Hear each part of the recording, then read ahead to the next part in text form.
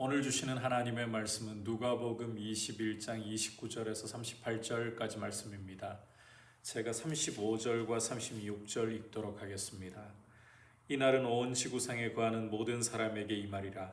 이러므로 너희는 장차 올 이 모든 일을 능히 피하고 인자 앞에 서도록 항상 기도하며 깨어있으라 하시니라. 아멘.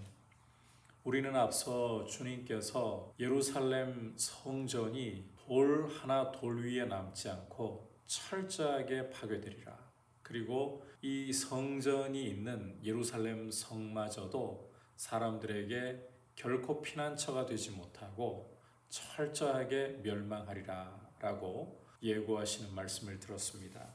오늘 말씀에서는 이 말씀이 이어지면서 이제 최후 심판과 말씀이 중첩되고 있습니다. 우선 29절 말씀을 보시면 이에 비유로 이르시되 무화과 나무와 모든 나무를 보라. 싹이 나면 너희가 보고 여름이 가까운 줄을 자연히 아나니, 이 무화과 나무라든지 다른 나무들을 보면 싹이 난다. 그러면 사람들이 보고 여름이 가까웠구나 이렇게 생각을 한다는 거예요. 그것처럼 예루살렘이 군대에 의해 포위당하는 것을 보면 멸망이 가까운 줄을 알라. 앞서 이런 말씀을 하셨죠.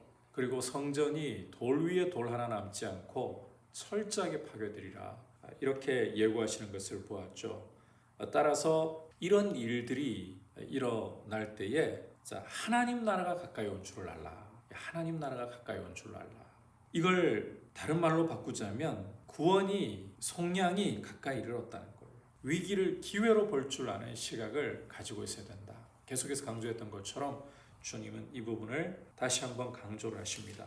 그러시면서 주님께서 32절에 내가 진실로 너희에게 말하노니 이 세대가 지나가기 전에 모든 일이 다 이루어지리라. 이 세대가 다 지나가기 전에 이 모든 일이 다 이루어진다.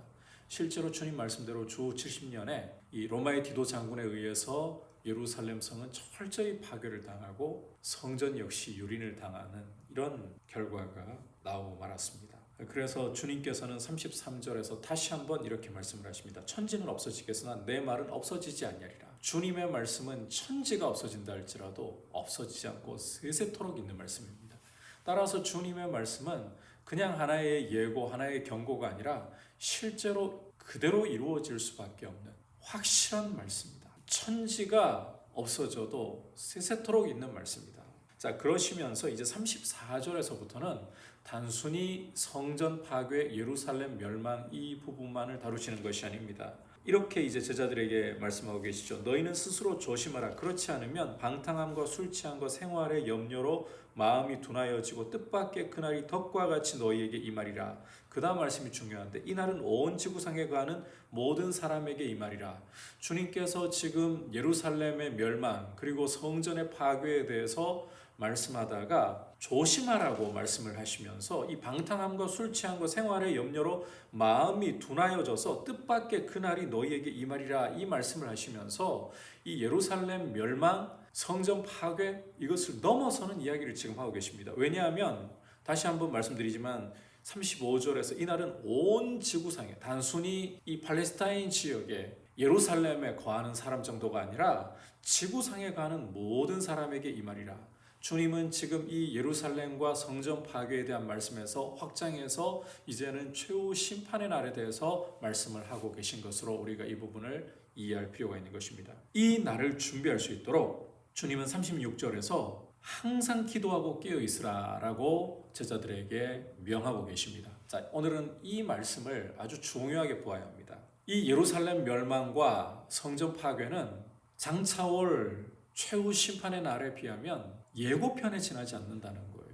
진정 두려워해야 할 날은 심판의 날이라는 것입니다. 정말 깨어 있어야 할 날은 최후 심판의 날을 준비하기 위한 것이어야 한다는 것입니다. 만약에 이 최후 심판의 날을 생각하지 않은 채 방탕함과 술 취함과 생활의 염려로 마음이 둔하여져서 그날이 마치 덕과 같이 갑자기 임하게 된다면 얼마나 두렵겠습니까? 그러나 주님은 제자들에게 항상 깨어서 기도하고 있으라. 이것은 심판의 날을 심판의 날로 맞는 것이 아니라 앞서 말씀하신 것처럼 속량이 가까웠느니라. 속량의 날이 된다는 거예요.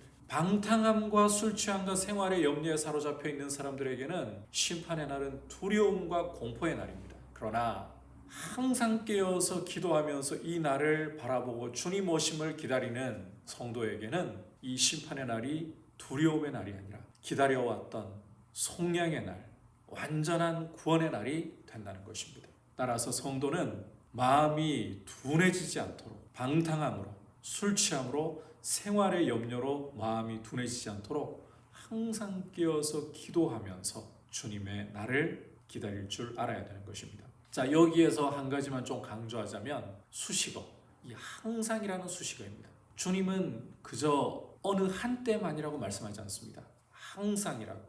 항상이라는 이 표현이 참 중요합니다. 이 항상이라는 것은 결국 태도를 강조하는 거예요. 우리 신앙생활은 태도라고 해도 과언이 아닙니다. 늘 주님과 동행하면서 깨어있는 태도, 주님께 충성하는 태도, 주님을 사랑하는 태도, 이 태도가 무엇보다 중요하다는 거예요. 이 세상은 결과를 굉장히 중요시합니다. 그러나 주님은 항상 주님 앞에 머물고자 하는, 주님을 사랑하고 주님께 순종하고자 하는 이 태도를 어떤 것보다 중요하게 보십니다. 항상 깨어 있어야 합니다. 내가 한때는 이렇게 저렇게 남들보다 더 열심히 신앙생활도 했었고 헌금 생활도 했었고 봉사 생활도 했었고, 이게 중요한 게 아니에요.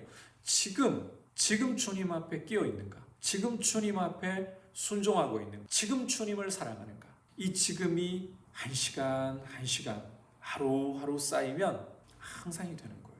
그래서 지금이라는 때를 아주 소중하게 여기고 방탕함이나 술 취함이나 생활의 염려가 사로잡아서 마음이 무뎌지도록 하지 말고 마음이 늘 깨어서 주님을 바라보면서 기도하면서 주님 오실 날을 준비할 수 있는, 주님 오실 날을 기다렸던 구원이 완성되는 날로, 신랑이 나를 맞으러 오시는 영광의 날, 감격의 날, 기쁨의 날로 이 날을 맞이할 수 있는 귀한 성도의 모습이 될 수 있기를 주님의 이름으로 축복합니다.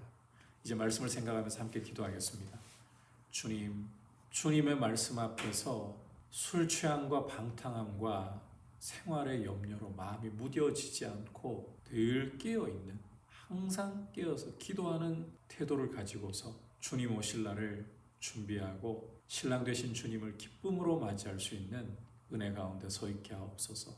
특히 지금이라는 때를 늘 소중히 여기고 그냥 허비하는, 이 악한 세상 가운데서 허비하는 삶을 살지 않도록 지금이라는 시간을 영혼으로 건져 올리는 성령 충만한 삶을 살게 하옵소서. 기도하겠습니다.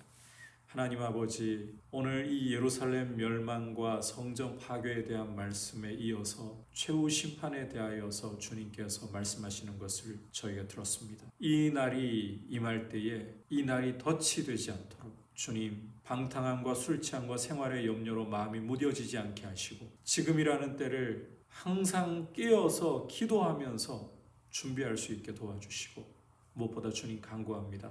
주님을 사랑하고 지금이라는 때에 성령으로 충만하게 하여 주옵소서.